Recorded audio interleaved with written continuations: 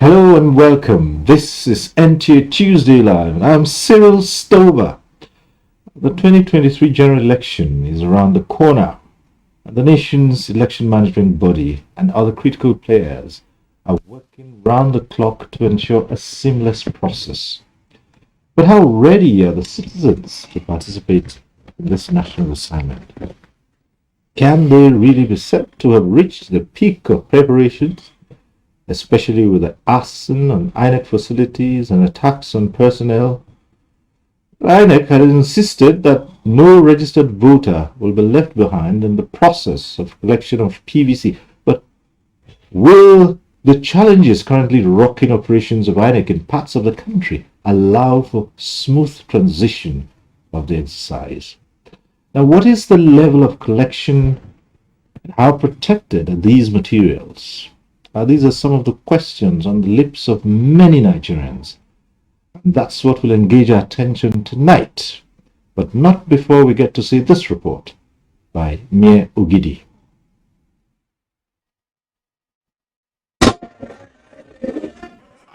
Set aside $10 billion so that we can empower our young men and women. We will fight and stop corruption. The first thing about stopping corruption is yourself. If you're not involved, your wife is not involved, your family is not involved, those around you are not involved, you will reach it by over 50%. That's what I'm going to do. I'm sure, Paul, you know that. We are committed. We can't disappoint the youth. We must build a new Nigeria. Here with the student loan, if you cannot pronounce yourself.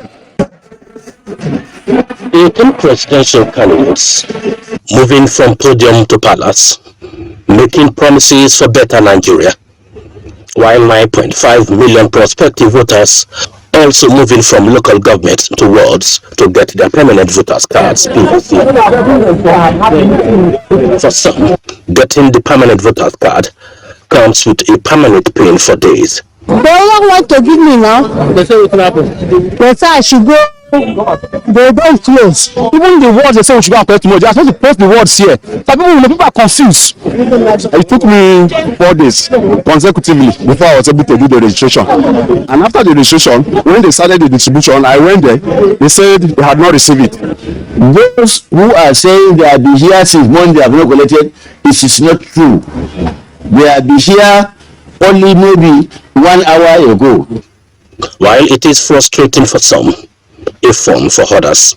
How I take get my PVC, I don't even know. When I close from work on Thursday, very on Thursday, and I reaching home, then my landlord just carry my PVC, just give me. I like they are delivering it. Even now they are still working, delivering in Masaka, local government Masaka. Beyond the sweet bitter taste of getting the PVC, claims and counterclaims. I spent 2,000 naira for me to get this temporary one now, to collect the original one. Then I come here Where did you get it from Mochaco markets. Yes, we pay them to their staff before we get these things. Even during the failure, the same allegations were raised. If it is our staff, we will investigate. We will not allow our staff to collect anything from anybody. Some could not find their PVCs, but INEC attributes such to those who engaged in multiple registration.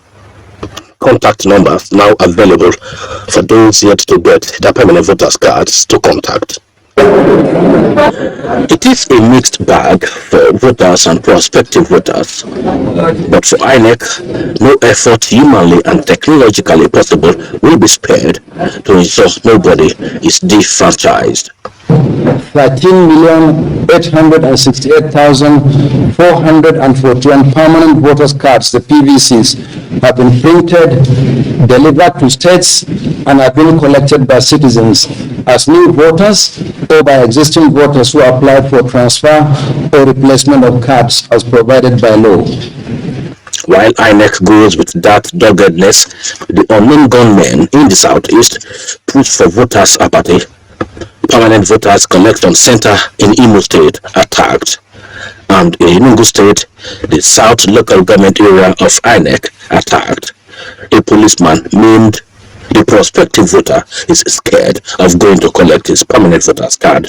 We are very scared because of what happened, and nobody will want to be a victim of it if nothing is done to protect people. Me, I'm not going to collect my own, so be fear now. Attack on INEC offices and even the staff is affecting the collection of PVC. Government should provide enough security, put them in all corners, in every local government, in the villages, in the polling units. But once people know that the security forces are there, they will have the money to go and collect their PVC. Be that as it may, INEC says no going back on the conduct of the elections. February 25 and March 11 remain sacrosanct. Till then, I am Mie Ogidi.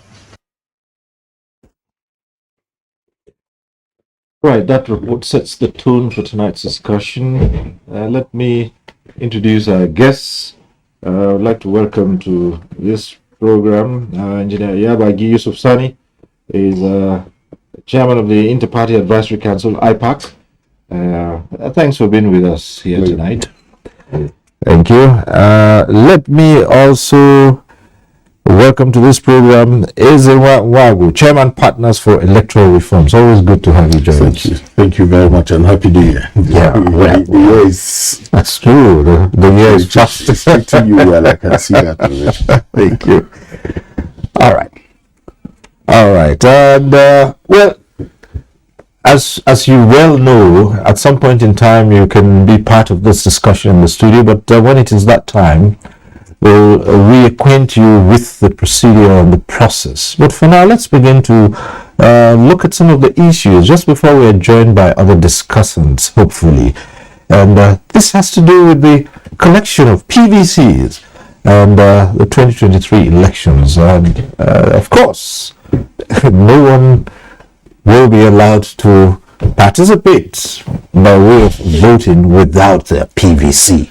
And so it's critical to this election. So the question here to begin with, the premise to begin, is just how successful has the collection of PVC been so far, especially at this time? And perhaps from the point of the politicians who would be the major beneficiaries of the outcome of this elections, we might like to find out how they assess the process so far, the collection, and what INEC has been able to do so far. Well, see, I believe that democracy is about the people, and the enthusiasm that we are witnessing is because people are getting to be more interested in what happens to them, during and after the elections. That is why people are tripping out to ensure that they have the PVC, because without the PVC, you cannot be allowed to cast your votes. Collection, yes, definitely INEC has its own challenges in terms of logistics, and it's not peculiar to INEC. Anything that has to do with the public, really, you find that there are certain constraints that either because of the resources or because of the logistics or because of the attitude of the people themselves, it becomes difficult, to really get it right, as it should be. But I think in this case, INEC has done very well. Definitely without hitches, like you have had, from the interviews that you have had on the people from the people. One, of course, wishes that INEC would be able to make available, more facilities for people to be able to easily, collect these PVCs. On our own part, as political parties, we are making, our own efforts by telling people, sensitizing the people that this is your right, this is the power that you have to change, what you don't like, or to reaffirm what you like as far as elections are concerned. And I think we are making some progress. We are making some progress in Nigeria as far as democracy is concerned. That is why you find people enthusiastic about ensuring that they have their PVC in spite of everything that is happening to them, because it's not who yet as far as democracy is concerned. It's not as if people are happy with what is happening, but even at that, they are still enthusiastic about collecting these PVCs. The chairman said about 13 point something million, PVC has been printed, distributed to the states. Yes, distribution to the states is one thing. To get it to the where people can easily access and collect them, is another thing, and that's where the challenge lies. And also the recent development of this insecurity, these attacks that we are witnessing, is also something that, of course, that is external to INEC. There's nothing INEC is not the cannot do anything except the security agencies that can help in this case. And they are also, I think, rising up to the occasion, and as far as attacking, reducing or attenuating, the effect of these attacks, as we have witnessed in some parts of the country. So, all in all, I'll say that we are on course, really, to deepen democracy and to enable everybody, that to the inclusiveness that we talk about, to really happen, especially in 2023 elections. It's about Nigerians. It's about their future. It's about their now, actually, not only the future. So this is why, and INEC has, at all points in time, demonstrated that they are equal to the task. And we as political parties too, you can see the amount of resources and energy and passion that everybody has come out, to be elected has put into this exercise. So we have been energized. The whole country has been energized, to ensure that 2023 will be a break, from what has been happening before. Today, democracy is no longer something that is strange. We've done almost 20-something years now, on this exercise of building democracy. And this is why you only find cases of more interest, being put into the whole exercise.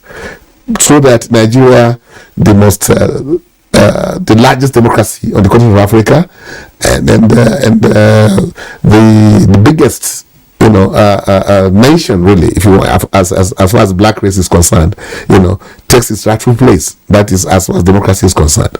So so far so good, I would say, but definitely we need to do more, and we are doing more, like INEC is doing. Okay, we'll return to some of those things. You have been on this scene for quite a while, and you've observed a lot across the country. What are your impressions about the PVC collection to date? Well, I think we first need to appreciate the fact that election is not compulsory in our country. You need to understand that it is by persuasion. People have to be persuaded to be involved. There are countries where election is compulsory. You must have to vote once you have voting age. So we have 84 million plus people who were registered before this continuous voter registration period. We only have added about 9 million thereabouts. That's right. To the current register. Before that, those 84 million registered voters across the country, you have thousands of PVCs lying uncollected in INEC offices. It's always very important, because when the chairman of IPAC talks about the enthusiasm, we must also understand that the attitude of people to this PVC is not just for election. Many of them see this as ID cards, things that they can use for identification and the rest of them. So ordinarily, there are many people who just by losing their PVC, losing their other means of identification, will run to get this. So how that impacts election itself is something that we need to study. So now that we have 13 million PVCs distributed across not majorly new registrants, but people who are also transferring and the rest of them, we need to do a lot more work to get people to collect their PVCs. And the fact is that it is a law-determined process. That's why it is called collection. You have to physically go and collect your PVC. It cannot be done by proxy. Somebody on that opener, the opener that we watched, said he just came, his landlord gave him his PVC. He didn't know that he was setting himself up, because until we appreciate the fact that election is a law-determined process, and that when people break the law, no matter the excitement, because this is a process of education, then you must have to go and collect. And INEC has brought the process in a way that you don't now need to go to your local government. You can go to your registration area, and at the end of the day, time has been extended to 25th of January. You will see that our people will wait until the 22nd. They will then start plunging INEC offices in a way that makes it look like we are in a war on collection of PVC. So this is the time to, and then INEC must, as a matter of responsibility, take seriously the issue of transaction between his officials and those who are coming to collect. Because what we do all the time is to play down this. It is a disincentive for citizens who come out to collect their PVCs when they are asked to pay money to do that. And everybody says, oh no, it's not true. If we find somebody, people must be scapegoated. People must be shown that there must be a sting operation that will help to be able to sanction this unscrupulous officials who are, in my view, diminishing the very high, professional attitude with which INEC is responding to this PVC collection. So generally for me, it's about first mindset, and I think Alhaji Abaji alluded to that fact, that the mindset of the people needs to be tailored in a way that they understand that it is their responsibility, and that the frustration that they face will pale into insignificance when they then eventually exercise their civic duty as citizens of the country. And that is why this PVC is one to everyone. Nobody can have two. The president of Nigeria has only one PVC. The senator has only one PVC. House of Rep member has only one PVC. If it were not law determined, people will have had 3 or 4. And the richer you are, the more you are able to have. But we have a situation in which democracy, citizenship has made it that you have one, and that one is what you are going to use to exercise your franchise. And INEC has a responsibility, like I said, to scapegoat those who are tarnishing their good image. And this is real, because all over the country these reports are emerging, and there seems not to be a very serious response to it. In the backwater communities, people are paying money. Indeed, the even ordinary election observation that people have been accredited. I stumbled into something at the airport just yesterday where someone was telling me that he was being asked to pay money to be an observer. The attitude of our people to civic responsibility needs to change, and I think that we have opportunity to begin to work around those things to ensure that we remove all the obstacles that our people face in exercising this responsibility. Yes, but when you talk about this, do you not envisage another challenge here? Because it is known that even where there are sharp practices, untoward practices, the victims are not too willing to come out and identify those who've done it. Now, we've all heard of reports of people officials demanding gratification for people to collect their PVCs, and we do know from reports that we have even carried on this network that INEC has always said where any such is confirmed, drastic action would be taken.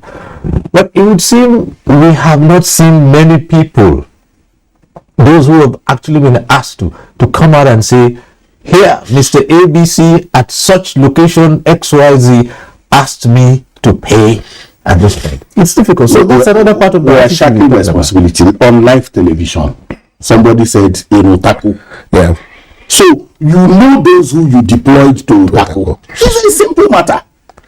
If we are serious on live television, a citizen have come to say, I paid 2,000 naira to their officials. And then you have the INEC Resident Electoral Commissioner say if that happens, we are not going to, and this is the height. I tell people that if election fails, whatever way election fails, because election is a law-determined process. If it fails, it's a function of law enforcement. If you enforce the law, it will not fail. Somebody is on live television saying, I paid money, 2,000 naira, to collect temporary. And all you need to do is, Mr. Security Agent, come to NTA, get this video, track the persons you sent to that particular place on that particular day, and question them. It's a simple matter. But we're not going to do that because we are territorial. We like to close these things. But except we expose them, sanction those officials, the other people will not learn. So this idea of until people come out, somebody has come out, there is one, just make an example of that particular person, and then you can be rest assured. That, of course, yes. Well, I believe that the gentleman here has said that it's not out of place for INEC to carry out a kind of sting operation where you send people to some of these places and then to find out, because if people are coming out to say this happened, then it must be happening. So, but if you send somebody to now, on the purpose of finding out the bad eggs, among your staff, it's not too much, because it's a very serious, assignment. But it's a national assignment. It's about the law, and if people have to pay, before they collect their PVCs, I think it's not good enough. Okay, I'd just like to say that we've been joined this conversation by Samson Itodo, Executive Director, Yaga Africa. He's joining us via Zoom. Samson Itodo, thanks for being with us tonight. If you can hear me, I would want to think that we've had the privilege of listening to both the IPAC chairman and Ezewa Wagu and their opening comments about the issues tonight, which are mainly to deal with the collection of PVCs. So, if you've been listening in, at this point we might ask what your impression is about the collection of PVCs so far. Well, thank you very much, and good evening, everyone. And please confirm we can hear me. Yes, sure. Sure, we can hear you. So I'm listening to Isola and Anajia Bidisani, and I not with the views that is expressed, to the extent that the PVC collection process is on. Yes, people are collecting their PVCs, but the process, has come with 3 major challenges. And the first one deals with the cases of unprinted PVCs. And what INEC has said is that there are voters who are guilty of double registration or multiple registration. And in this instance, INEC has invalidated their records. Now, what INEC fails to do is to publish the list of the people whose records have been invalidated. And so for voters who just out of ignorance registered twice, they've gone out to the collection centers to collect their PVC and thinking of believing that their PVCs were ready and their PVCs are not there. And all they were told, it's either they need to come back in 2 weeks, or if at that point they are informed that their records have been invalidated. And if INEC had published the list of the records of people whose records have been invalidated, they will contact those people. Those people wouldn't have showed up at the collection centers to collect their PVCs.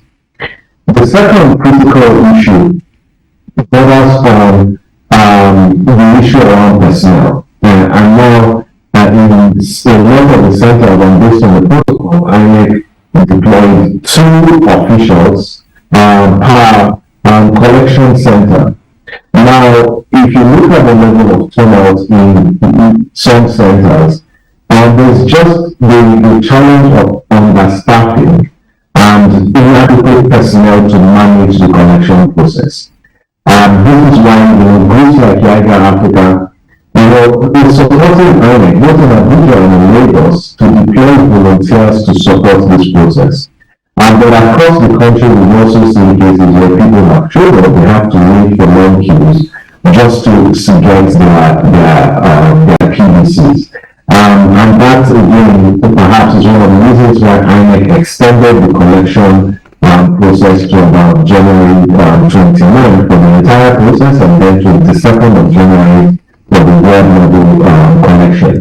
I think the third critical point around the PVC collection process, again, ties to the first point that I made, that it is clear that there are people whose PVC records have not been invalidated, their registration records have not been invalidated. It's just that INEC has not produced those PVCs. And so INEC needs to produce those PVCs for those people, and also inform the people that their PVCs are ready, so they can come collect their PVCs. Yes, while we are mindful of the fact that there are people whose records have been invalidated, but there are people who are genuine voters on the register whose PVCs are not being produced. So INEC needs to produce those PVCs. And this 2 weeks narrative, INEC needs to be clear about this 2 weeks directive on information given to registrants when they show up to collect their PVCs. Ask them to come back in 2 weeks. And after by 2 weeks, the entire process has come to a close. Does INEC have a plan or a further plan to issue those PVCs to those people when they get produced? So these are some of the issues we've been observing since the entire process commenced. Thank you so very much. There are also other challenges, and we identified a few of them in our earlier report before this conversation started. And one of them, of course, is to deal with the frequent attacks on INEC facilities and personnel. One of the respondents on that report actually said he was scared to go out and collect his PVC. With recent attacks, people, are scared of stepping out. Yes, it's a civic responsibility. They very well would like to be part of it. But self-preservation is uppermost. Yeah. Again, you see, I as a political party, we believe that the collection of PVCs, because this is very important also, Well, INEC giving a deadline, which is okay, but if the election is taking place February 25th, the presidential election, there's nothing wrong in saying 1 week's elections, you stop collection of PVCs to allow more people to be able to collect these PVCs. Because collection of PVCs, I don't think it affects the elections per se in a negative way. It will affect it in a positive way because more people are allowed to come into the system. So what I'm asking is that I need to consider extending this date to say 1 week before the elections, because the personnel perhaps is an issue. So as not to differentiate some people. The issue of insecurity that we are talking about is a challenge to the whole country, really. It's just so that it becomes a particular issue because now people have found things that have to do with elections to be of strategic interest to the nation. So those who are trying to find oxygen for themselves, calling attention to themselves, for reasons I don't know why, choose those election facilities to attack, to make what point I don't know. And the worrisome aspect of it is, why is it happening more in one part of the country? This is another thing that perhaps government and social agencies have to address. That if the culprits, must be identified, those who are really perpetrating these things, so that they don't inadvertently or deliberately, upset the whole exercise that we are trying to embark upon. Because it's not only collection of the PVCs, but even casting. People coming out to cast their votes. It will also affect the turnout, during elections. So it's important, and I like Mr. President when he has always said that he will make sure that before the election, the insecurity is properly addressed. But that has not happened yet. So there's more to be done in that area. As well, if these attacks are going on the collection of PVCs, and even for those who have already collected their cards, what encouragement would they have to step out on election day and cast their ballots? So the motivation is already determined that it is meant to scare voters. Correctly. So if that is the motivation, then we have time enough to deal with the challenge. You see, if there are 27 local governments in Imo State, and 4 or 5 at most local governments are in some parts of flashpoints. So the stakeholder engagement in that environment needs to intensify.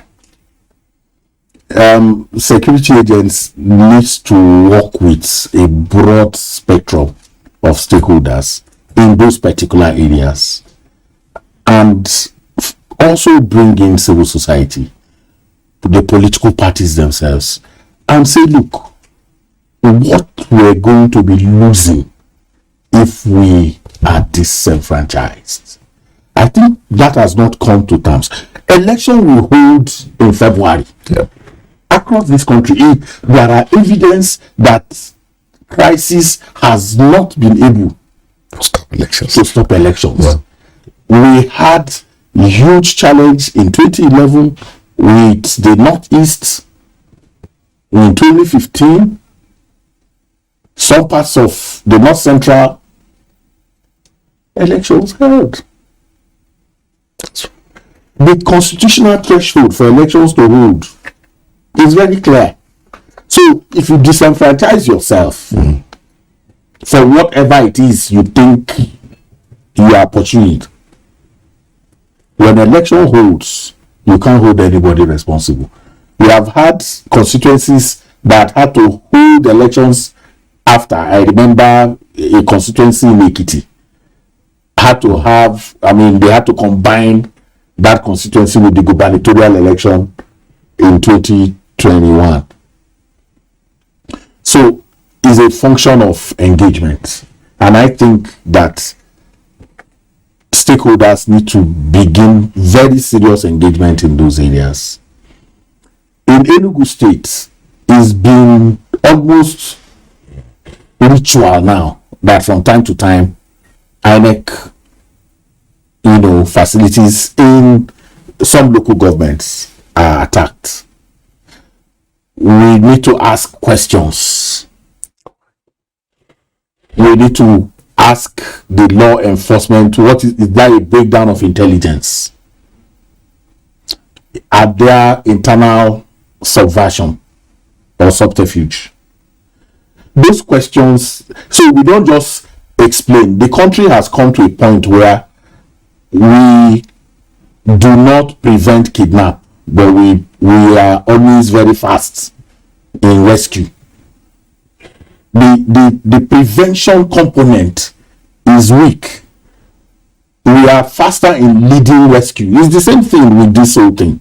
We are explaining. There's a text of press conference already deliberate telling people that the facility has been burnt, but nobody is going to say what was done to forestall, to prevent. You have MSDC, and we have said this here, Ogasiri. We have discussed this here.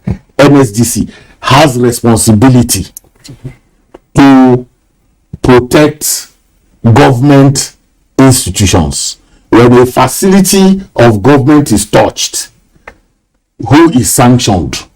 Where is the value for money? If we have MSDC in Enugu, in those local governments, it was their intelligence. If their intelligence was available, what was done? Who shirked responsibility? These are questions we are not bothering. So every time, these people who take taxpayers' money will tell you it's everybody's business. Oh, security is everybody's business. We tried somebody, but at the end of the day, there are no sanctions. Nobody is queried. And for me, that is one of the biggest letdowns of this current administration. Is inability to sanction is mind-boggling. It does not raise questions. Explanations are provided, but nobody at the end of the day answers any question on these issues. You had it in Ondo. INEC offices were touched in Ondo. INEC offices were touched in Anambra. INEC offices were touched in Ebonyi. INEC, there is no panel of inquiry. Nothing has been set up to say, can we investigate these things? Or they just say it's unknown government, and then we sleep over and wait for the next one and explain it away again.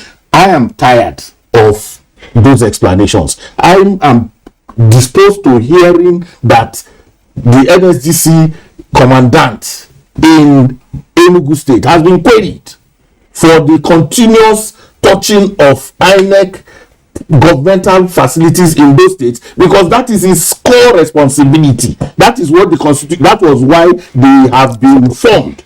They were not formed to explain. The law setting them up has no explanation. All it's supposed to take responsibility. If you don't take responsibility, don't explain. Somebody has to start resigning. That's what we see in other places. People, when something happens and they are not able to protect, they say, oh, we failed in our responsibility, and on account of this I'm excusing myself. But that doesn't happen. People are protected, no explanations, and we just go on as if nothing happens. And for me, that is worrisome and really a cause of concern. All right. Let me also say that at this point we have also been joined by Professor Sam Ebu, who is NX Resident Electoral Commissioner in Benue State. He joins us via Zoom. Prof, good to see you. Good evening. Yeah, thank you. Thank you, my brother. All right. And so, well, it's all in your turf now. It's about the collection of PVCs, the challenges, what successes have we recorded so far in the collection of the PVCs. I know everyone would say, yes, the awareness is very high at this point in time, and many more people are trooping out. But there are also challenges and all kinds of practices. Tell us from the perspective of being Resident Electoral Commissioner of INEC. Well, yeah, thank you, Cyril.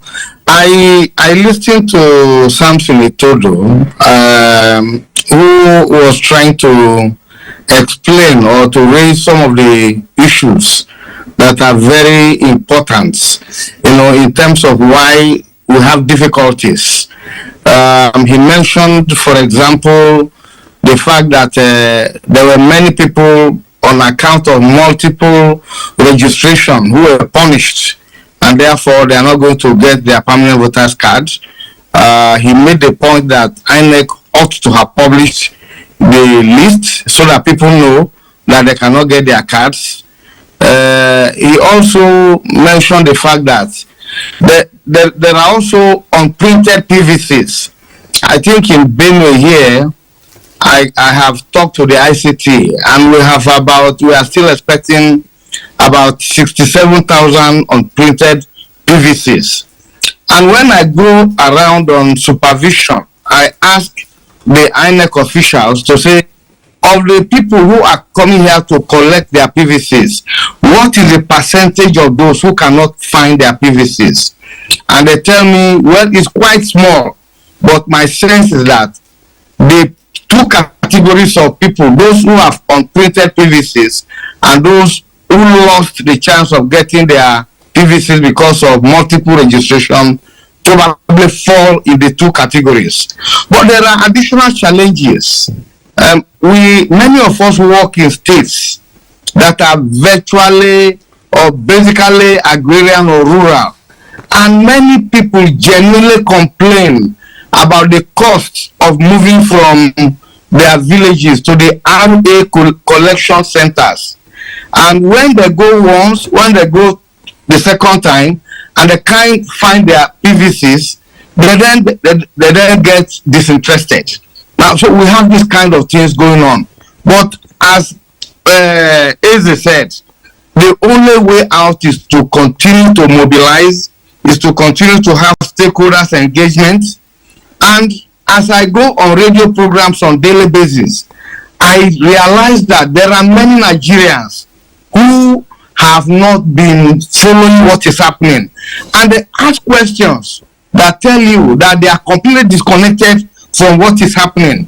So the only way is to continue to mobilize, is to continue to reach out, is to continue to partner with the media, is to continue to partner with religious leaders and traditional rulers. I think it's not always an easy thing. And between now and the time that collection will stop, I think we can make additional progress. All right, let me just stay on with you for a while longer, as we also identified the challenge of insecurity for those who have consistently attacked INEC facilities in some states, and even INEC personnel. Security agencies are yet to tackle this in such a manner that will provide the confidence for many of those in those areas to be able to step out. And are you thinking this might well affect not just the collection of the voters' cards, but again when it comes to the election proper? Because if this is happening now, how would a voter feel confident to step out during the election itself? I think we really don't need to probe it. The link between insecurity and the fact that many people stay away from the polling units is very clear. And I think what we can do is to continue to work with security agencies and to, at local or at macro level, begin to understand where the challenges are more daunting, so that we can work towards them. But I think the overall problem is that there is a whole sense of elite conspiracy. If you look at a whole region where this kind of thing is happening on a repeated basis, I think those who should talk kept quiet for too long. Those who ought to have their voice up to condemn this at the very beginning decided to keep quiet until the thing festered to such a point that it acquires a life of its own. My sense is that we should challenge, ourselves, not to play politics and to come out to speak in favor of democracy, and let us do something collectively to create a window for people to vote. I think we have kept too quiet for too long, and we have gotten to a point where we are the one chasing the problem. I think we are all guilty in terms of what we have done over the years. Yeah, thank you very much, Professor Sami. We will be returning to you sometime in the course of this program as we go on. But at this point in time, we'd like to take another of our reports. This one is from Lagos. Since the collection of permanent voter cards commenced at the registration areas, the apprehension of Lagosians has been visible as they jostle day in, day out to collect their PVC. Scenes like this at Ajumoni Secondary School, Okota Ward 9, made INEC to extend the exercise by 1 week to give more Nigerians the opportunity to take part in the exercise. Extending the collection of the PVC is giving other equally rights. Those who may not have time to collect it, it's an opportunity for them. That means it have given me another room to go and make sure that I got my PVC, because seriously I'm in need of it. From the island to the mainland, Nigerians are willing to defy the odds to get their cards. I came in here very early this morning, around 4 a.m. to write down my name, and I thank God today I've gotten my card. It feels like a sense of achievement because I know what I went through to get this. I've been coming to this particular place for the past 4 days now. This is the 4th day, and it's not easy waking up around 4 o'clock. This is my first PVC, and this is the first time I'm going to have the privilege to vote. And the process of acquiring this PVC is not difficult. Despite the extension, the crowd at registration areas in Lagos has not reduced, with many still unable to get their cards after several attempts. This is giving me strength. If they can see the way they can handle it better for us that is going to be stressed here, if they're going to bring it out, we can provide the security for them. They'll be calling the police one-on-one. I think they need one hand, but this is not organized. If they organize it very well, it will be good. The way they're asking us to collect our card, our name, viewers number, that's not the way it should be done. INEC Administrative Secretary in Lagos, Adebisi Ajayi, says the electoral umpire will deploy more personnel to fast-track the exercise. Every day, we ensure that where we have crowd, we increase the number of collection centers in such centers across the state. And we know through the monitoring mechanisms we have put in place, whereby we deploy our officers to the field to monitor the proceedings. Overall total PVCs collected as of January 15, 2023 in Lagos State is 6,299,036, while uncollected PVCs is 1,211,455. Collection of PVC will now end at the wards on January 22, 2023 and continue thereafter at INEC office in local government areas till January 29, 2023. All right. Next in our lineup of reports, we have this one from Kanu. In less than 40 days from now, Nigerians will go to polls to elect their leaders who will preside over their affairs for the next 4 years. A lot of resources have been committed by government to ensure successful conduct of the general election, an exercise that is expected to mark 24 years of uninterrupted democracy, the longest in the country's history.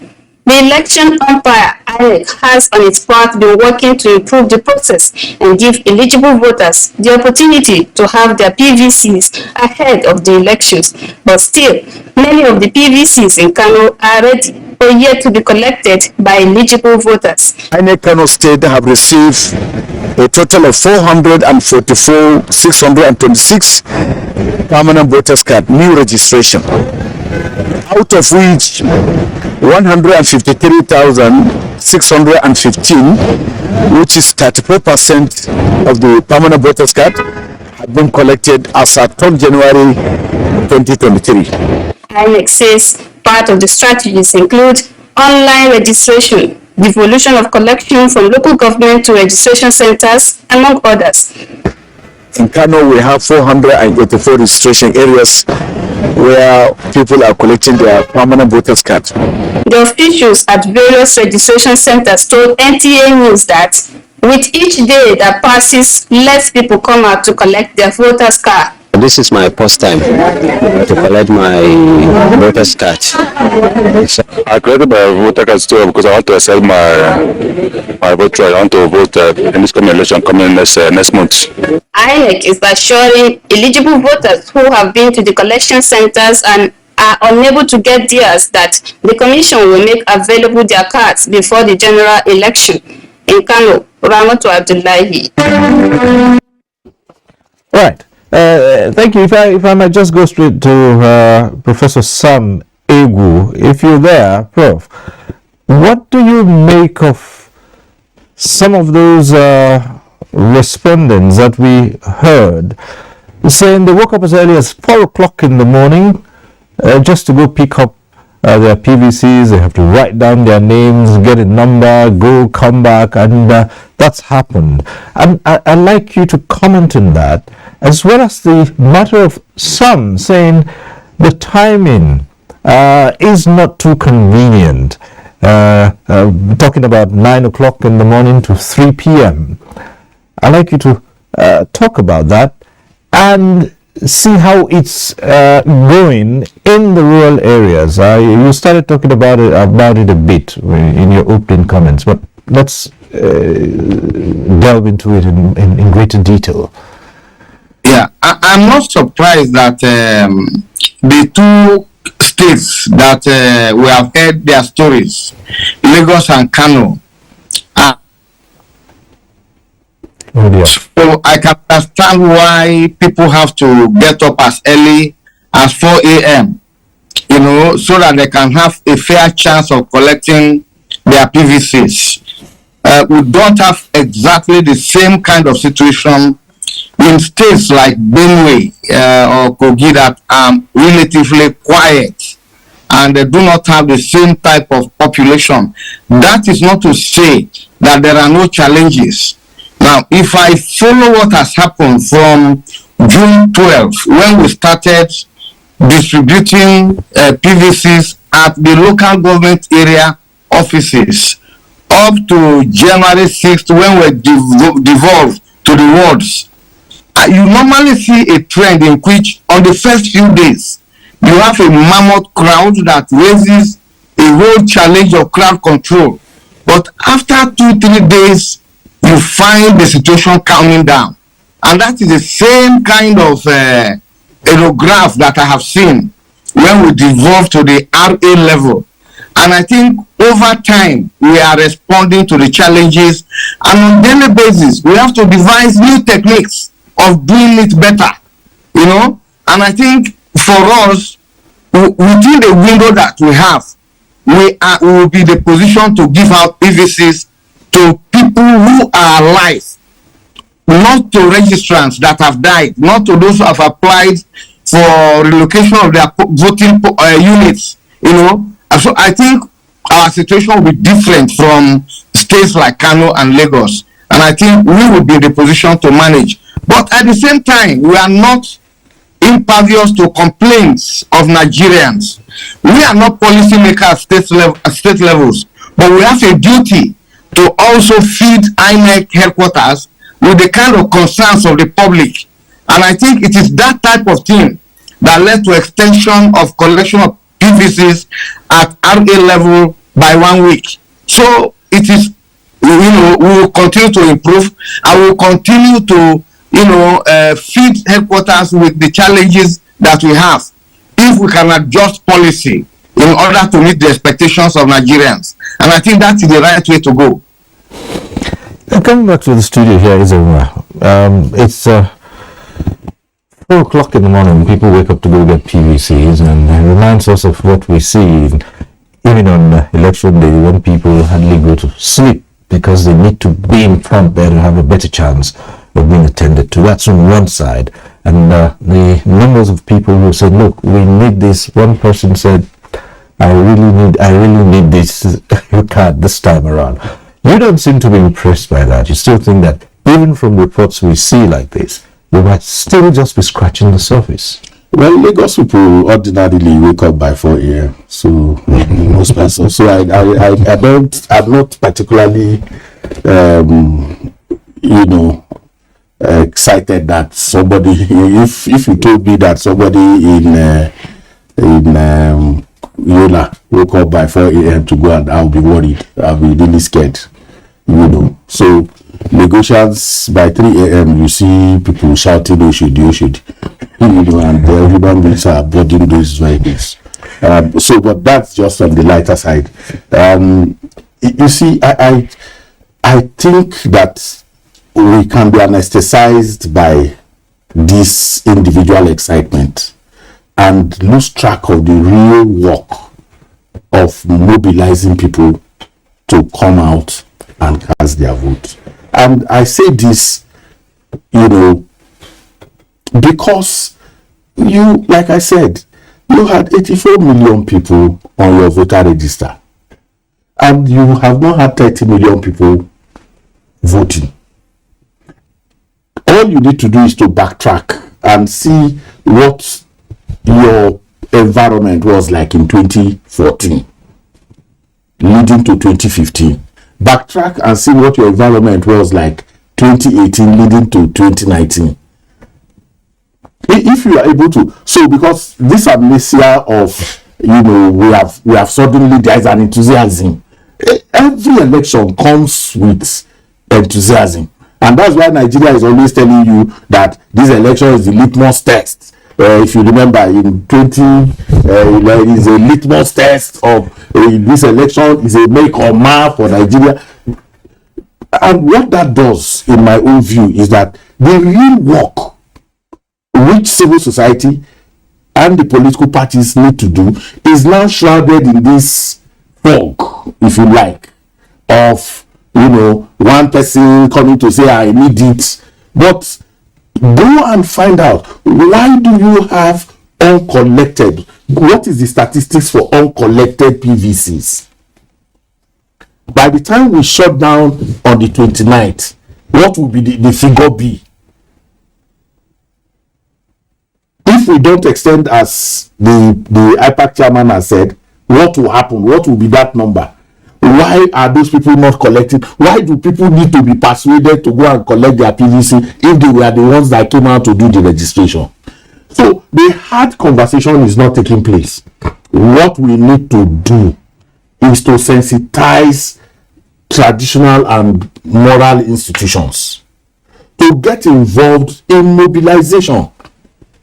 Listen, if you go to Oyo State, for instance, back out from Ibadan and just move to Ishenyi and the likes, you will find INEC officials sitting idly for most of these hours. Nobody is coming. If you go to the same Lagos, all you need to do is to go to Ikoyi, go to Victoria Land, Lekki, and the rest of them, and find out whether INEC officials who are there are staunch as those in Oshodi, Ajegule, Isolo, Ekpe, and the rest of them. So Nigeria is not there is too much excitement, and we need to burrow through that excitement to work, to do the work that is required to mobilize our people to eventually come out. It is diminishing for us as a people to have 200 million people, pride ourselves that we have 200 million people, and 93 million of us are what are in the register, and at the end of the day we may not have up to 40-50 million of us coming out to vote. There is something that is not connecting, and that thing that is not connecting is the hard conversation that needs to happen. And I think that we need to get away from this furor of people are trudging out. You show us that particular place where people are trudging out, but you won't show us the many more places where our people are not coming out to pick their PVCs. All right, at this point in time, we'll take a short break. When we return, the phone lines will be open, and you can get to be part of the discussion in the studio. So stay with us. 90 Tuesday Live. We'll be back shortly. Thanks for staying with us. And this part of the program, you can join in the conversation. In a short while, the numbers to call will be on your screens. We advise you take advantage of them and call in. We always say this every Tuesday. If you're calling in tonight and your call gets through to the studio, do us a favor. Turn down the volume of your TV set. That's the way to avoid the hurlback or the echo. And we also encourage you to go straight to the point. Keep it short and simple. Go straight to the point so others can also get on the platform and air their views. And we always say to you, don't bother too much about the greetings. Just a simple hello will do. We start off now with another of our reports. This one is from Port Harcourt.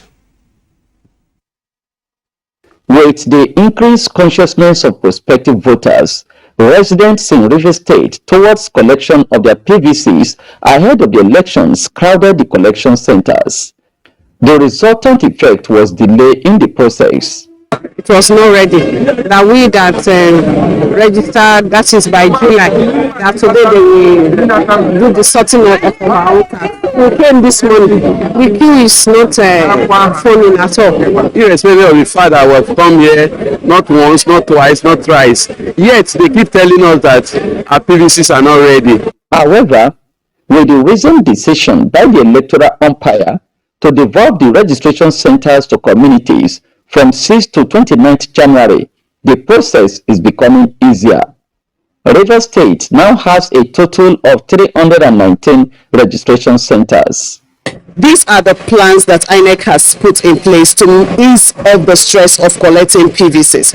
So we once again want to apologize for Nigerians and for Rivers people for every encumbrance they are facing right now. We're also working on Saturdays and Sundays. As at October 2022, at the conclusion of the automated biometric identification system in Rivers State, a total of 317,717 valid registrations were recorded, while a total of 156,217 invalid registrations were recorded. INEC has also been receiving PVCs for distribution, with the recent batch being 27 cartons on the 16th of December 2022. Prospective voters and INEC are ready for the elections in Rivers State. To blow our minds, the number of Nigerians that will come out to show the difference in this election. Yes, since my life, I've so much to get for PVC. I've so much to vote. But this time around, I was so convinced in my spirit to vote. We started receiving materials from Abuja, non-sensitive materials. We received the beavers, and as well, we are now receiving the permanent voters card, of which we are now issuing to prospective voters. INEC appeals to stakeholders to provide peaceful atmosphere while the PVCs are being distributed at community levels. In Port Harcourt, Robinson Delatede. And this next one is from Enugu.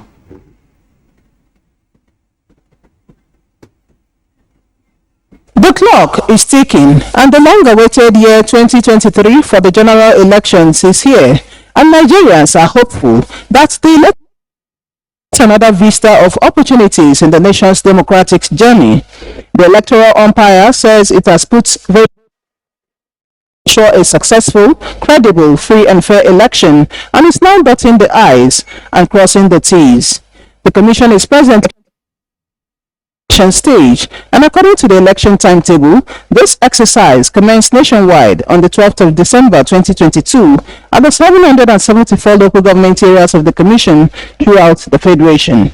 In Ebonyi and Enugu states, there were no challenges recorded during the exercise. The first week started from 12th of December. We recorded first week 5,000 babies, and the second week we recorded 10,759 PVCs, and on third week, this is within the last week, we recorded 5,949 PVCs in Enugu State. For some residents of Ebonyi, like Favor Unwe and Adachukwuafo, first-timers in the electoral process, the 2023 general elections will be their first experience in exercise.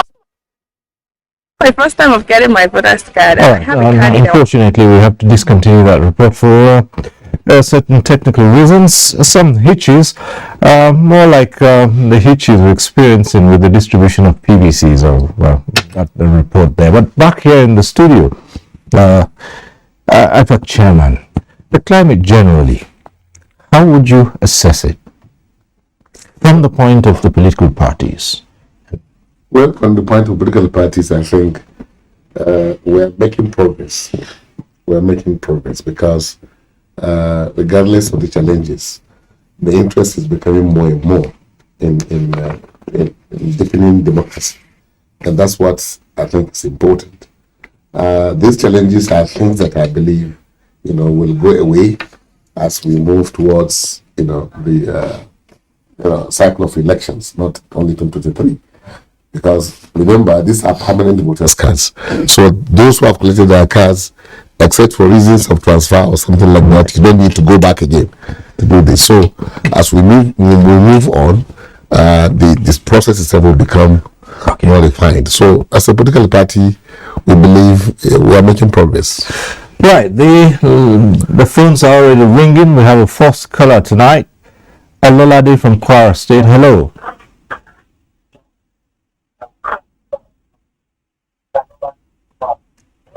Good evening, sir.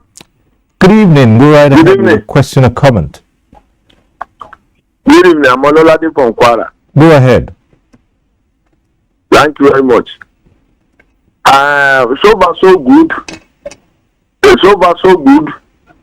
The INEC is doing well. The INEC is doing well as per the exercise of card collection.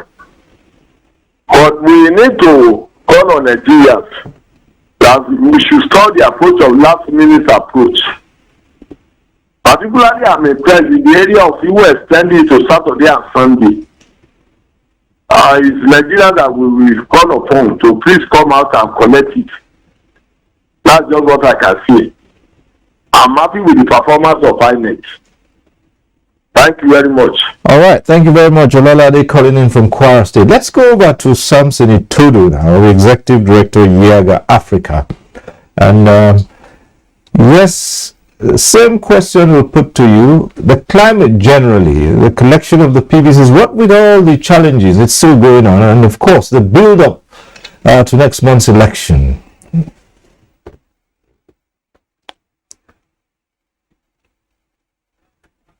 All right. Okay. Well. Okay. Well.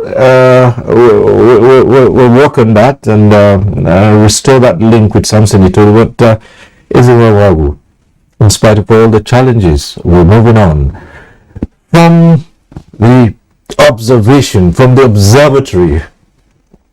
What do you see about the climate change? I think the timetable for election is moving on quite unrestrained, in my view.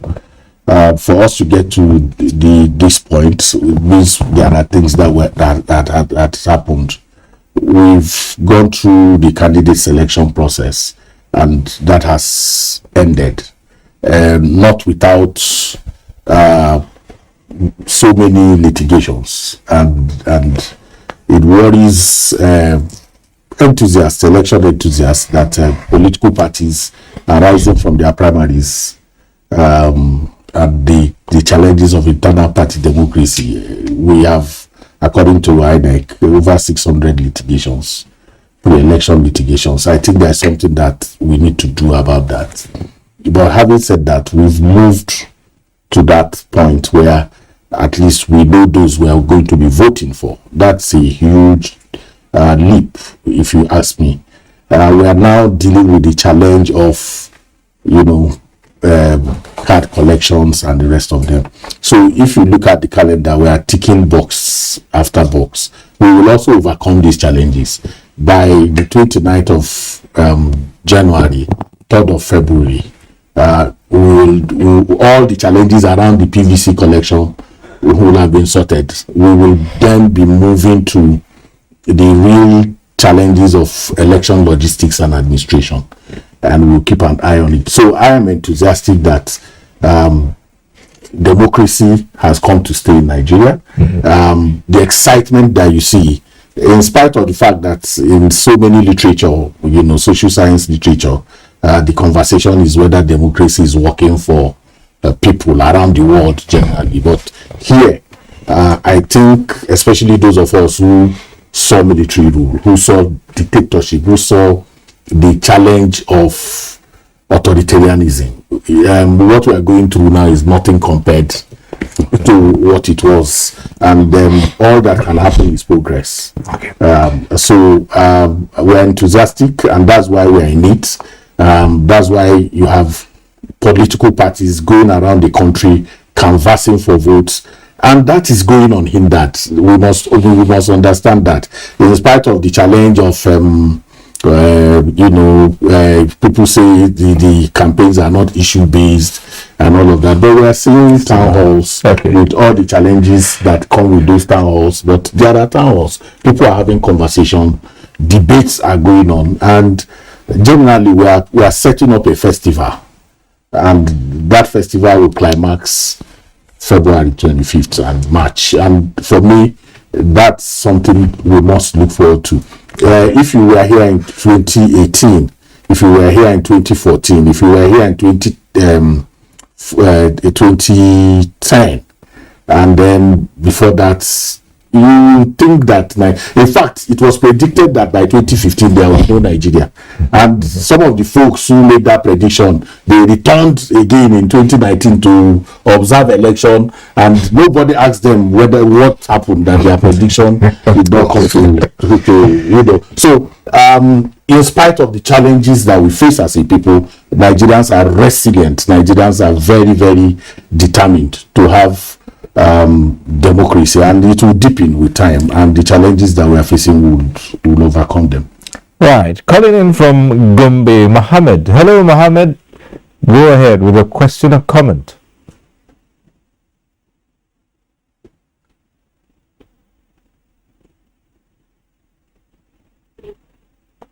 Mohammed calling in from Gombe. Hello, good evening. Good afternoon to you all. Yes, good evening. Go ahead. I really appreciate all the guests that in the studio. Here in Gombe, I really appreciate the effort of INEC at the national level, where they used to entertain people. And my call was to hear that they should bear with INEC.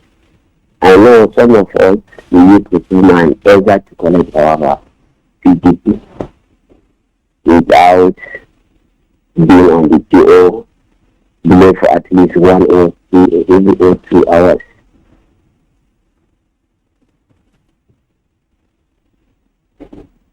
Also, yes, Mohammed, INEC are doing their best. Here in Gombe, I hear a witness that we used to come from 8, 9 up to 4, also in the weekend.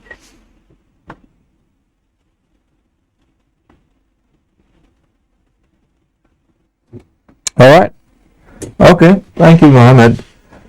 Right. Back here. And, I do hope that Professor Sam Egu is with us. Right. Prof.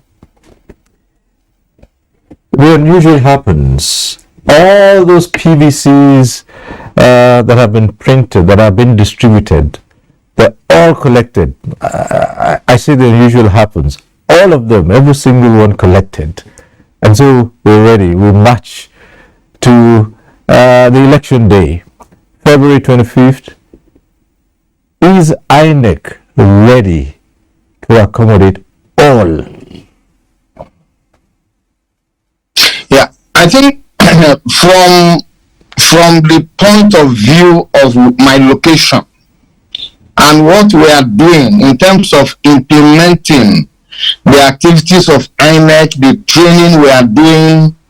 As I talk to you, there are zonal trainings going on targeted at our local government officials on how to use the beavers, on how to implement the INEC guidelines and regulations that are drawn on the basis of the 2022 Electoral Act, the testing of the functionality of beavers, which we did over a little over 1 week ago, and the fact that in Benue, of the 5,106 beavers we brought, only one didn't pass the functionality test, and and we have a way of also, so I think in terms of preparations for this election and the way we are doing our training and also reining in on the ethics of the commission and what must be done right in the election,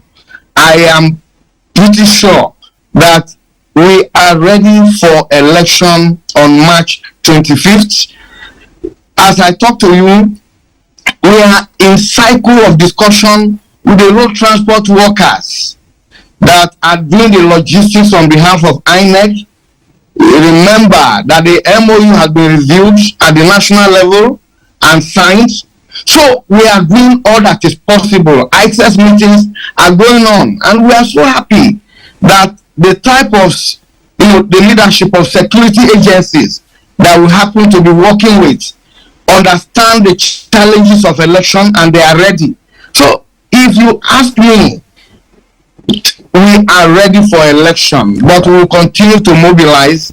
We will continue to address challenges around security.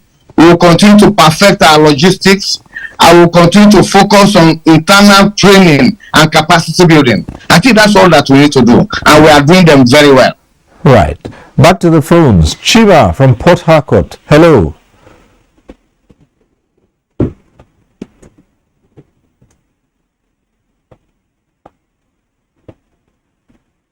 Chima from Port Harcourt. Hello. Hello. Hello. Go right ahead. Hello. Chima, we can hear you. Go ahead. Hello. Good evening. Good evening. Yeah. Chima from Port Harcourt. Yeah. I think I met INEC, especially in Port Harcourt. They are doing well. I made a transfer from my former place to my present place now, and I pick up my own, and my wife also took her own in Sunday. It didn't take us about 1 hour to took our own. But the something I want to point out that some unpatriotic Nigerians, there are some people, some I'm sorry to say this, some INEC officers say, we are tired, we want to eat. Please give us, we have not eaten since morning. We want to go and do this. People will be silent. People are eager to collect. But sometimes there are some unpatriotic Nigerians. They just behave as if we want to go, listen, can't we, I will not human being, let's go, let's eat, let's do this thing, or go and buy us, that kind of thing. It's not good. People are ready to do this. I think I want to continue to incite the people so that people will get this PVC. Nigerians want to get it. Everybody wants to get it. So please, help us get it. Thank you, Uncle Sir, and Uncle Edomo. I know you, sir. Thank you very much. God bless you, sir. Thank you very much, Chima. Well, not bad. The officials, he says, allude to, we are tired, no, we haven't had breakfast, or we haven't had lunch, or it's about time we had a drink or two, we're thirsty, and these are suggestions they make to people who are there, and it's not just on election matters. It's something you find generally in society, and that brings to question the attitudes people take to things like this, which is then reflected in matters of election. Well, so for us in civil society, when we train our observers, part of the stipends that they are paid during for election observation is so that you're able to take light refreshment, that you can keep water and stuff. I do not think that INEC officials who will resume by 9 o'clock and end around 4 or come on Saturday will not have been planned for. I don't see how that happens, So they simulate that situation so that you can respond. It elicits a response. But it is unprofessional, and everyone knows this, But like I said, it's about sanction and reward. if people do their work well, how much do we reward them openly? If they do badly, how much do we pay attention to sanctioning for the purpose of deterrent? And that for me is all that is about. And I have continued to make the argument that except the reward and sanction consequence management system is prioritized, people will be getting away and thinking that, here we are mobilizing. Everyone is asked to mobilize people to come out and collect their PVCs, only for INEC officials to become the problem. There is something that is not sitting well on that. And I am sure that people like Professor Igu, in the place where he is, if he is knowing his antecedents, will not tolerate those kind of things. And I hope that other INEC officials, especially the leadership in the states, will emulate this Sunshine INEC.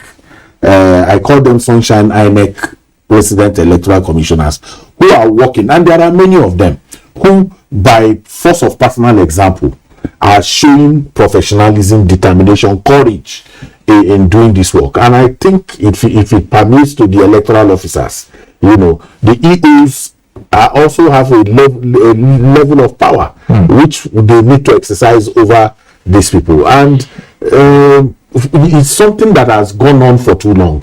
And most INEC folks, they don't like me because I'm always, saying these things. And when you say them, the thing is bring evidence. And like I said, we are not going to provide evidence because somebody from Port Harcourt has told you now that this is what their people are doing. Somebody in Otako in Abuja has said so.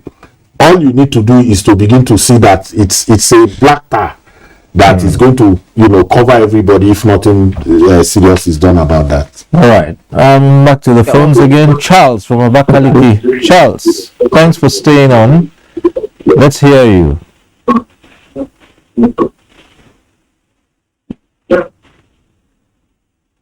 Hello.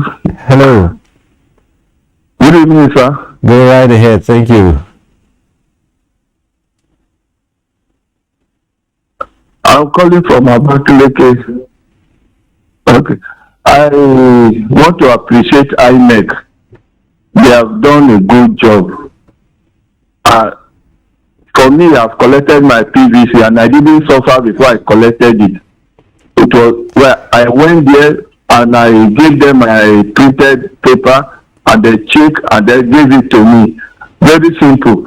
And I want to use this opportunity for those of you that know INEC chairman. Tell him that we are praying for him. He will succeed. God will give him wisdom to give us good election. Those calling for his resignation and other things, they have failed already. God will keep him, protect him, and protect all the INEC staff and every Nigeria to vote and choose our leaders. God will help us to get it right this time around. Thank you very much. And for you, Sri Sova, you are my man. Thank you very much. Thank you, Charles. Well, back to the studio. IPOC chairman. The parties are already putting their best foot forward in this matter that's coming up in just a few weeks from now. And Nigerians are also getting ready for it. A lot has been said about what's going on and what is expected to happen when people go to the polls. And we see this all the time. The frenzy begins, as everyone has identified. We all mobilize people to go collect your PVCs, and we're happy that we have XY millions that have been distributed and collected. On election day, when the results are ruled out, we see less than a third of all these efforts. What's happening? Well, democracy in an environment like ours, where you have prevalent poverty, endemic ignorance, ignorance, a lot of things happen. Again, when you weigh that against the background of the fact that you have what we call power of incumbency, and in terms of the election, power of incumbency, I don't know how much it will not come to play. Although Mr. President has always assured that he's going to leave a legacy of credible election. But the fact still remains that there are desperados, and this is why INEC is doing a lot. Political parties are doing a lot too. But you talk about after elections, people have cast their votes. When the results come, sometimes it does not reflect what people voted for. So what we do is what we are doing now. Sensitizing the people, letting people understand that it's not yet Uhuru, Rivers, RV, INEC being determined. It's not it alone. That's not what will give us the elections. People themselves must be alert. And otherwise something different may happen because of desperation that has been shown. And that's why, from the political parties' point of view, we believe that we are doing quite a lot. The candidates who are going now, crisscrossing, like myself, I'm a participant in this election. I'm contesting for the office of the president of this country. I'm worried. When you see the way people, there's this kind of sense of entitlement that I've already won. It's like the election has been won. And when you listen to some of the things happening, how people are bringing in issues that perhaps by this time we shouldn't be talking about, then you begin to wonder, But Nigeria, like we all know, it is the shining beacon of hope for democracy on the continent of Africa. And for that reason, I believe we are going to succeed. Okay, we have another caller on the line, Samuel from Abia. Hello, Samuel. We don't know what to do. In fact, Samuel from Abia. Is that you? Samuel from Abia, hello. No, we'll be waiting. I'm not quite sure it's Samuel, or perhaps it's been on the line and is engaged with someone else. But once again, Samuel, if you're there, go ahead with your question or comment.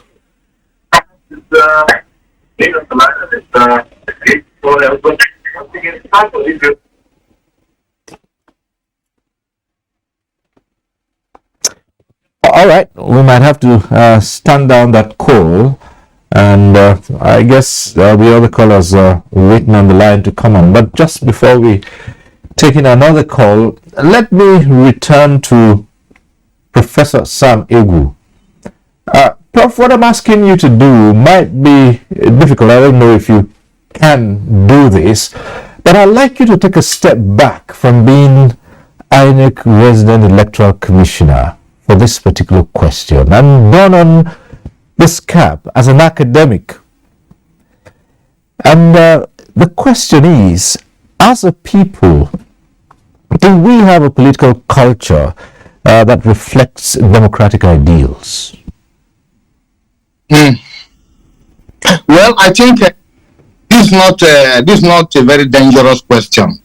The only thing is that I can't comment on candidates, I can't comment on their chances, I can't comment on their style, But I think we have a big issue to address in this country.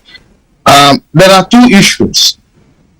Democracy is founded on strong institutions of parliaments, of election management body, of political parties, but also of attitude of actors and their approach to the game, including respect for the rules of the game.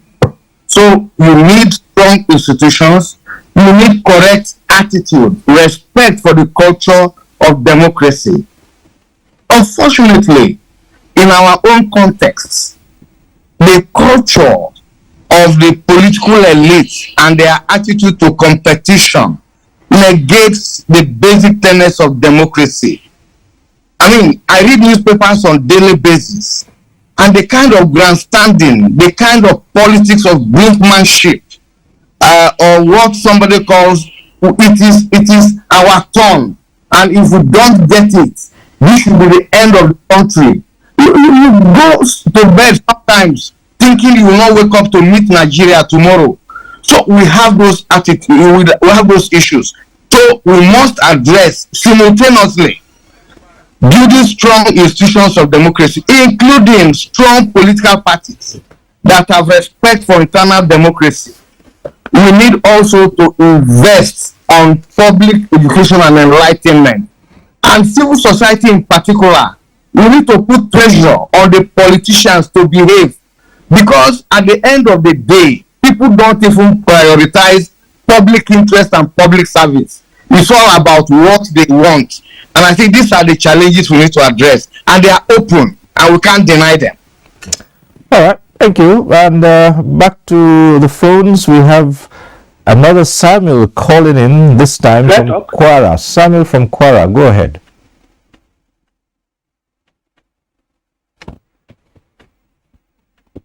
Hello. Yes, hello, go on. Hello. We can hear you. Go right ahead.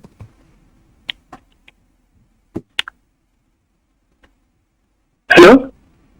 Hello. I think now we do have a Samuel from Kwara, not Abia, right? From Kwara. So on the screen, if you look on the screen, you see Samuel, except that this time the Samuel calling is Samuel from Kwara. Agbeje. Are you with us? Agbeje. Oh dear, we might have to leave it there and come back to the studio. Yes, just keep trying. Still have some time to take a few more calls. I'd like to find out if we still have Samson Itodo with us. No, unfortunately, we can't re-establish those links with him. But back here, as well, we just spoke to Professor Abu. Yes. Yes, we just spoke to Professor Samigu, and he just commented on the political culture that you have always spoken about this.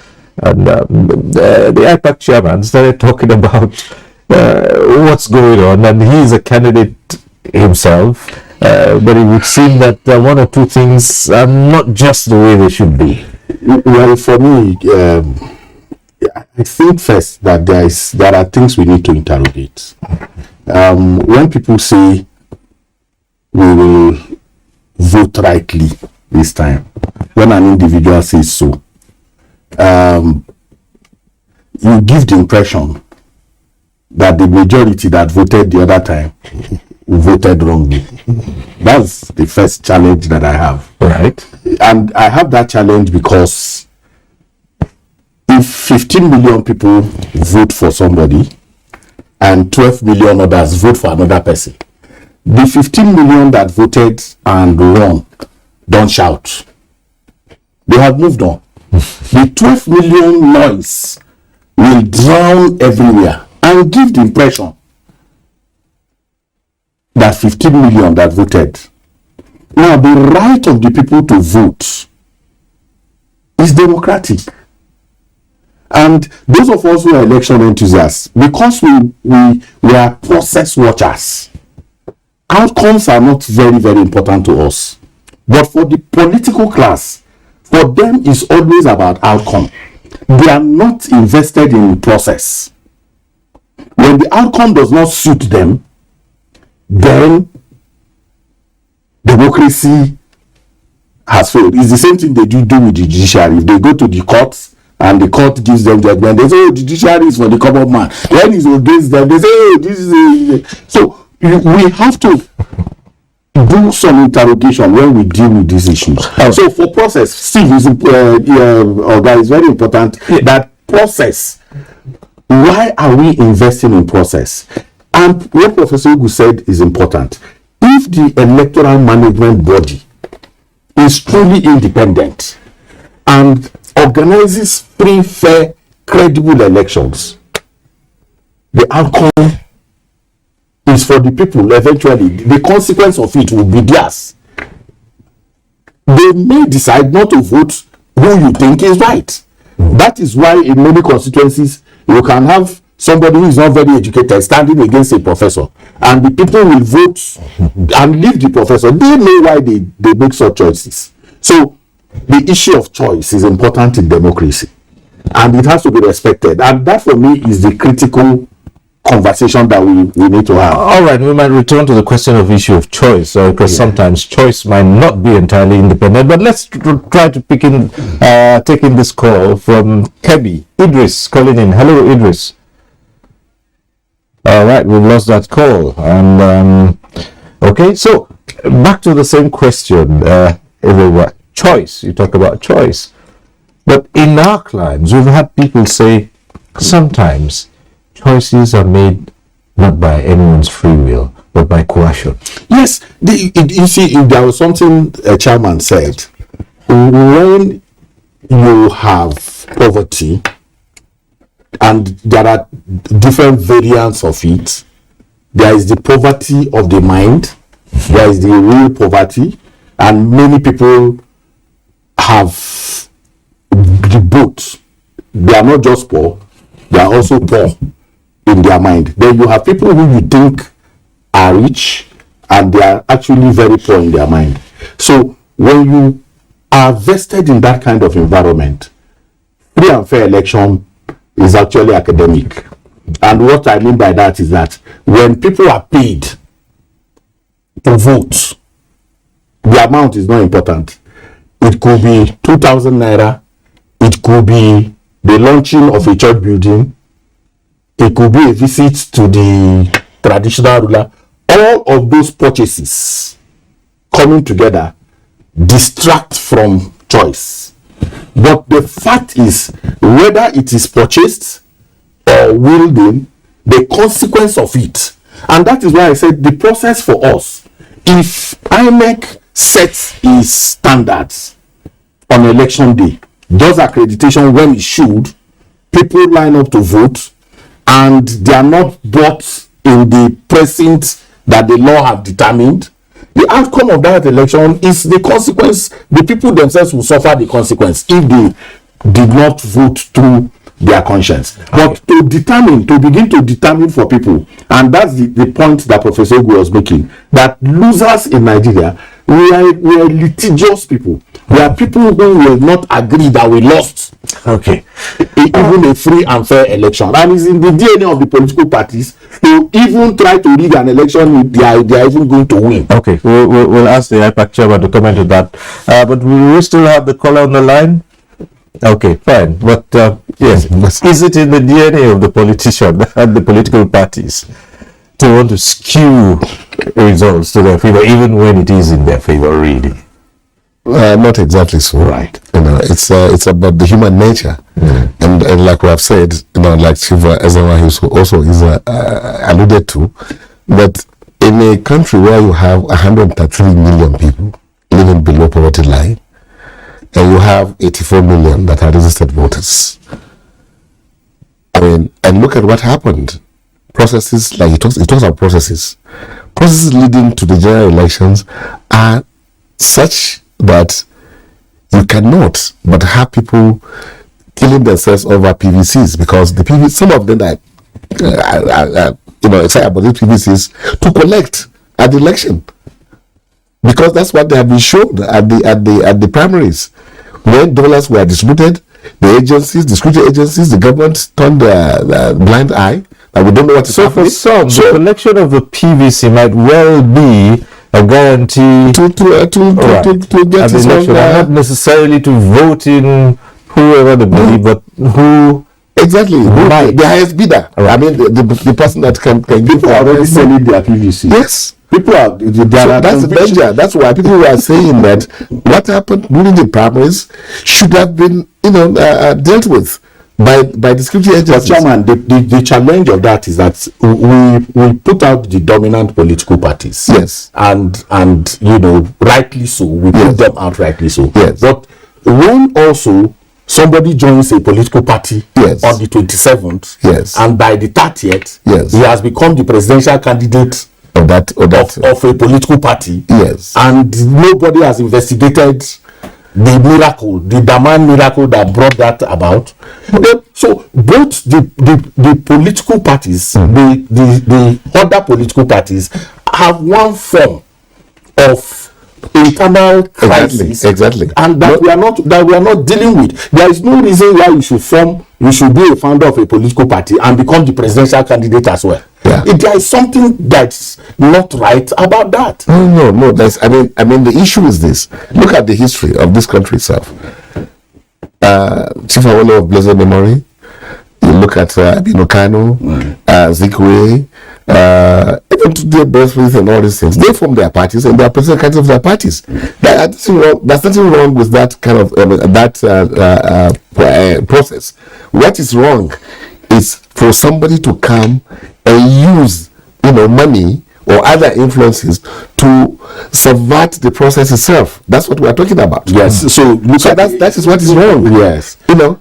So the point I'm making is that we should begin to address the issue of monetization of the process.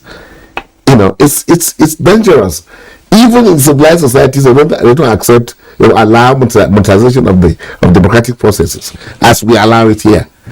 So that's the point we are trying to make. All right. As we prepare to wind down, Professor Sam Ebu, it's been stated here on this program that it's a freedom of choice to decide to be part of what has been referred to as a civic responsibility to vote and be voted for, and that the registration and collection of voters' card by no means translates to effective participation, and it's always people's choice to decide whether they want to be part of it or not. I mean, there's no law that compels any citizen of voting age to register and vote in an election, at least not in these climes.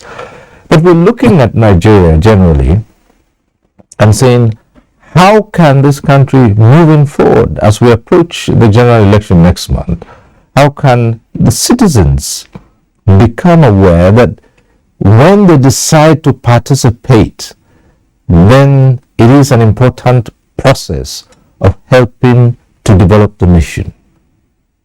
Thank you, Cyril. I think the first point to make is that when we are discussing democracy and participation, it is in the long haul. It is not a low-hanging fruit.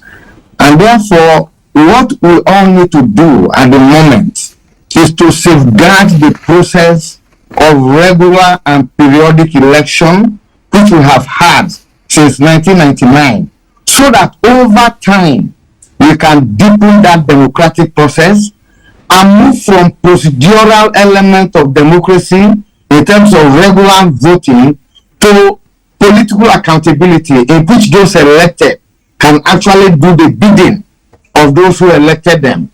The problem essentially everywhere, not only in Nigeria, is that democratic election is the game the elites play. And what we need to do is to understand the dynamics of the fact that we are dealing with elite arrangement and it's elite pact.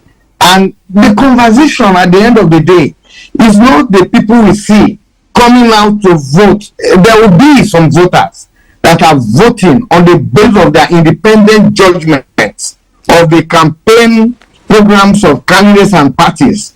But a lot many will vote on the basis of what their leaders told them to do.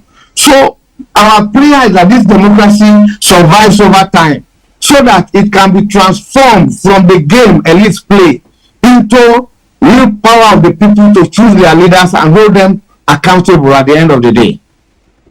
All right, I'd like to thank you for that. And well, as we prepare to wind down, Chairman IPAC, yes, your closing comments. All of this in the build-up to next month. Yeah, well, I believe so far so good in the sense that Nigerians are energized, like I said, to ensure that their vote counts, and the fact that this country is the largest democracy on the continent of Africa. All eyes are on Nigeria, and I believe that 2023 is going to be a success. Why? Because we have INEC has demonstrated, determination to ensure that they succeed on the mandate given to them, and we have political parties too, who are out to give their best, in order to build this nation, to move this nation forward. So I call on Nigerians to cast their vote and vote wisely in 2023. Thank you. I mean, February. Right. Well, from the point of CSOs, who have played a very important role in the whole process leading to sensitization and elections, actually, and who continue to play a key role in the entire process. What would be your closing comments as we approach next month, given what has happened in the past, what's happening currently, and our projections? Well, I think there has to be stakeholders accountability. And what I mean by that is that INEC, we've oversighted INEC, in my view. Every conversation is what INEC is doing, what is INEC doing. But at the risk of being immodest, I think we have over-respected our political class and the politicians. Their contribution to bad election is immense. If they don't corrupt the INEC officials, if they don't invest in Togri, if they respect the rules, guidelines, constitution, we will have good elections. If we have security agents who are not territorial, who understand coordination in the Interagency Consultative Committee on Election Security and contribute meaningfully to making sure that election is and be accountable to the people. Access should not be a secret court. The access should be able to tell us its plan. We've made this demand. We are not interested in being part of access. We want to see your national election security plan for 2023. The political parties should make that demand and have it and say, this is what we are doing. It shouldn't be a secret document. That is the stakeholder accountability that I'm talking about. And then civil society. We have seen INEC accredit almost 1,000 plus organizations published. People should make a call to INEC and say these organizations are civil society organizations created in the image of people in government. That will be accountability. So if this stakeholder accountability mechanism is put in place where we are watching each other, 2023 process will be such that it can produce an outcome that everybody will be comfortable with. But once this stakeholder accountability is mismanaged, we are going to have a situation in which we will be responding to issues. Challenges with INEC, perennial one is logistics. There are exciting comments about what has been done. We know that MOUs are always being signed by vendors.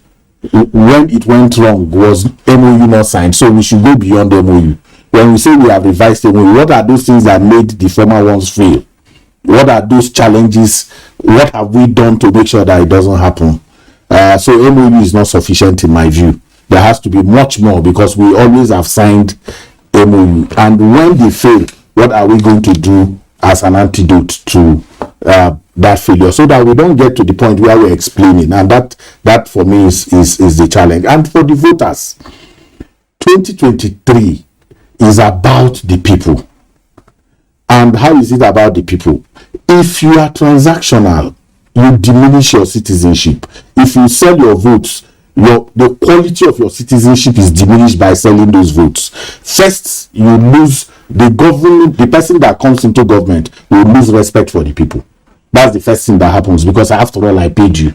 And then there is arrogance that comes. I paid you, you know, and then the one that is elected will lack legitimacy, because every time people will say we didn't elect you, you forced yourself on us, and all of that will run for another 2 years before we start stabilizing. And Nigeria is in a hurry right now to come out of the challenges that we are facing as a people. That for me is what 2023 is about. It's about stakeholder accountability and management.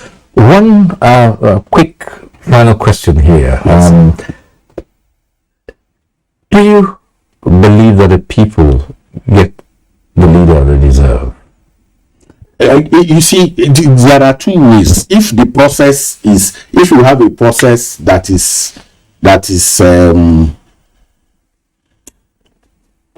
if you have a good process, whatever then comes, the people. But if it was purchased, then the people, you can't claim that they deserve the leaders, because these are not the leaders ordinarily that they would have wanted. But if it is a process and the election is free, fair, credible, inclusive, and acceptable, then the people deserve the leaders that they have. What about you? Well, I believe under the underlying conditions we have in Nigeria today, you can't say the people, get the leaders they deserve, because one, there's the power of incumbency. I want you to underline that, underscore that, and also there's state capture, in this country today. So, what is going to happen? Believe you me, it's prayers. We are praying that the votes will actually count. Vote will actually count end of the day. Because this is not normal situation we have in this country. It's not normal. But let's give it to President Muhammadu Buhari. In the off-cycle elections, we have seen competitive elections.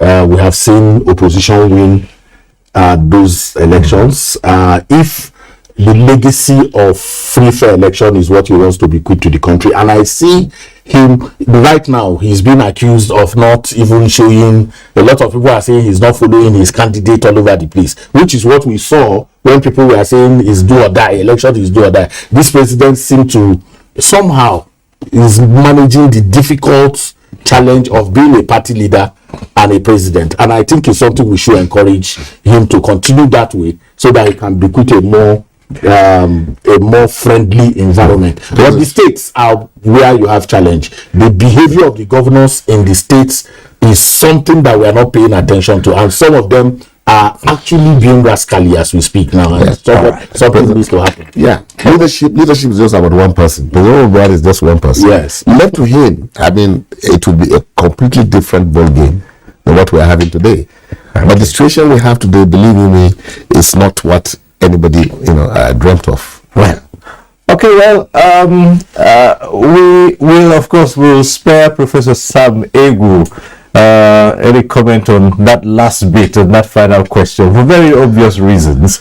Then INEC, the resident electoral commissioner of Benue State, all we can say for now as we wrap it up is to say thank you very much for sharing your thoughts with us, availing us of the procedure and what's happening in where you are, and generally how prepared INEC is for the upcoming elections. We'd like to thank you for your time with us tonight. Thank you so much, Prof. It's always good to see you. Thank you.